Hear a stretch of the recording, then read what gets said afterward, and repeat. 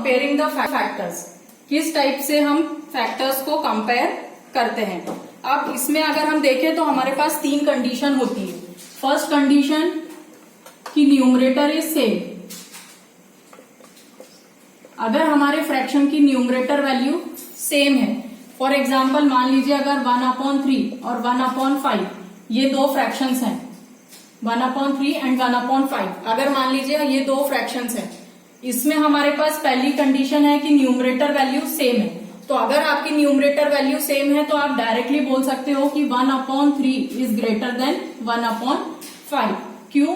क्योंकि देखिए यहाँ पर होल पार्ट है 3, उसमें से हमने 1 लिया है, और यहाँ पर होल पार्ट है 5 जिसमें से हमने 1 लिया है। तो इसका मतलब इसको हमने ज्यादा पार्ट्स में डिवाइड किया है as compared to this fraction, तो इसका मतलब हमेशा 1/3 ग्रेटर होगा।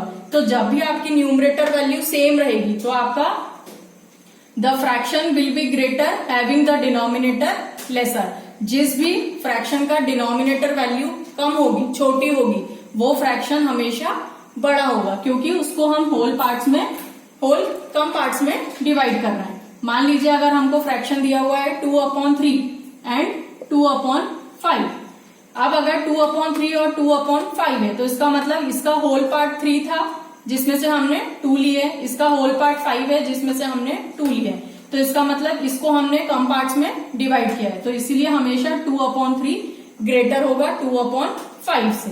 तो अगर न्यूमरेटर सेम है आपके फ्रैक्शन के, तो जिसका भी डिनोमिनेटर छोटा होगा वो वाला फ्रैक्शन हमेशा बड़ा होगा। अगर हम दूसरी कंडीशन देखें जिसमें डिनोमिनेटर इज सेम, अगर आपका डिनोमिनेटर वैल्यू सेम है, अगर मान लीजिए 1/5 और 7/5 है, अगर ये फ्रैक्शंस दिए 1/5 एंड 7/5, अब क्योंकि इनके डिनोमिनेटर सेम है तो हमेशा वो फ्रैक्शन बड़ा होगा जिसका न्यूमरेटर बड़ा है। तो इसलिए 1/5 और 7/5 अगर ये फ्रैक्शंस गिवन है तो इसमें आपका हमेशा 7/5 बड़ा होगा। अगर मान लीजिए 2/4 और 3/4 है तो इसमें दोनों में डिनोमिनेटर्स वैल्यू सेम है लेकिन न्यूमरेटर इसका बड़ा है, तो इसका मतलब फ्रैक्शन भी यही बड़ा होगा। अगर न्यूमरेटर और डिनोमिनेटर सेम है तो हमको ये कंडीशंस यूज करनी है।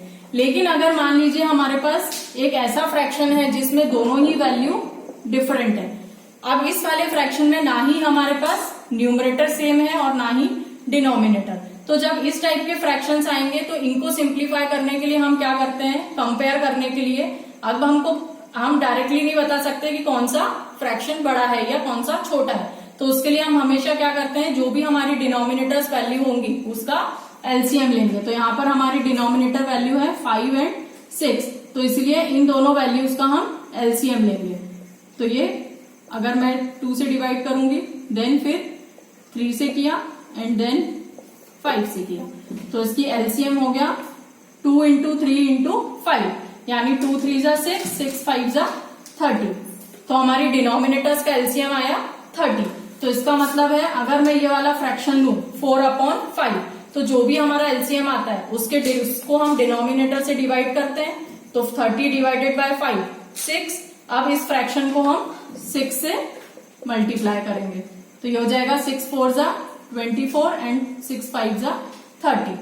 सिमिलरली 5/6 फ्रैक्शन लें अगर हम, तो इसको हम एलसीएम से इसके डिनोमिनेटर को डिवाइड करेंगे, 30 / 6 5, तो इसका मतलब ये वाले फ्रैक्शन को मैं 5 से इंटू करूंगी, तो 5 5 = 25 एंड 6 5 = 30। तो यानी हमको ये दोनों फ्रैक्शंस दिए हुए थे, तो आफ्टर टेकिंग एलसीएम हमारा 4/5 फ्रैक्शन किस में कन्वर्ट हो गया, 24/30 में, एंड 5/6 वाला फ्रैक्शन 25/30 में। अब देखिए यहाँ पर हमने दोनों के डिनोमिनेटर्स सेम कर लिए। अब अगर हम न्यूमरेटर पे जाएं तो 24 और 25 में से ये बड़ा है, इसका मतलब ये वाला फ्रैक्शन बड़ा है, तो 25/30 फ्रैक्शन बड़ा है। अब इसका फ्रैक्शन हमको कौन से फ्रैक्शन से मिला था, 5/6 से, इसका मतलब इन दोनों फ्रैक्शंस में हमारा 5/6 फ्रैक्शन जो है वो बड़ा हो जाएगा। सिमिलरली हम इसी का एक और एग्जांपल देखते हैं। अगर मान लीजिए हमको फ्रैक्शन दिया हुआ है 5/9 एंड 4/5, तो अभी यहाँ पर ना ही न्यूमरेटर सेम है ना ही डिनोमिनेटर, तो अगेन हमको डिनोमिनेटर्स का एलसीएम लेना है। तो मैं 9 और 5 का एलसीएम लूंगी। 3 से डिवाइड हो रहा है 9, तो पहले हम 3 से करेंगे, अगेन 3 से हो रहा है डिवाइड, देन 5 से। तो हमारा एलसीएम आ जाएगा 3 3 जा 9, 9 5 जा 45। तो जो हमारा पहला फ्रैक्शन है हम वो लेंगे 5/9, एलसीएम आया 45। तो इस एलसीएम को इसके डिनोमिनेटर से डिवाइड करेंगे, 45 डिवाइडेड बाय 9 5, तो यानी इस वाले फ्रैक्शन को हम 5 से मल्टीप्लाई करेंगे। तो 5 5 जा 25 एंड 9 5 जा 45।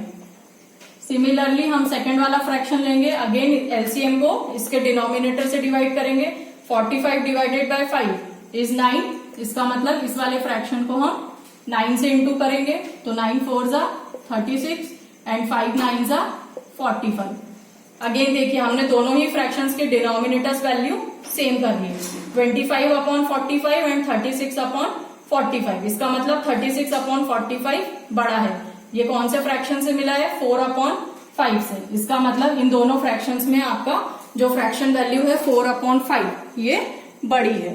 तो इस तरीके से अगर आपके न्यूमरेटर्स या डिनोमिनेटर्स इक्वल नहीं है तो पहले आपको डिनोमिनेटर्स वैल्यू का एलसीएम लेना है और फिर सॉल्व करना है, जिससे आपके डिनोमिनेटर वैल्यू हमेशा इक्वल हो जाएगी और फिर न्यूमरेटर को देख के आप बता सकते हो कि कौन सा फ्रैक्शन बड़ा है। तो ये बहुत ही इजी मेथड है हमको फ्रैक्शंस को कंपेयर करने का। अगर आपको अच्छा लगे तो प्लीज लाइक एंड शेयर करना ना भूलें।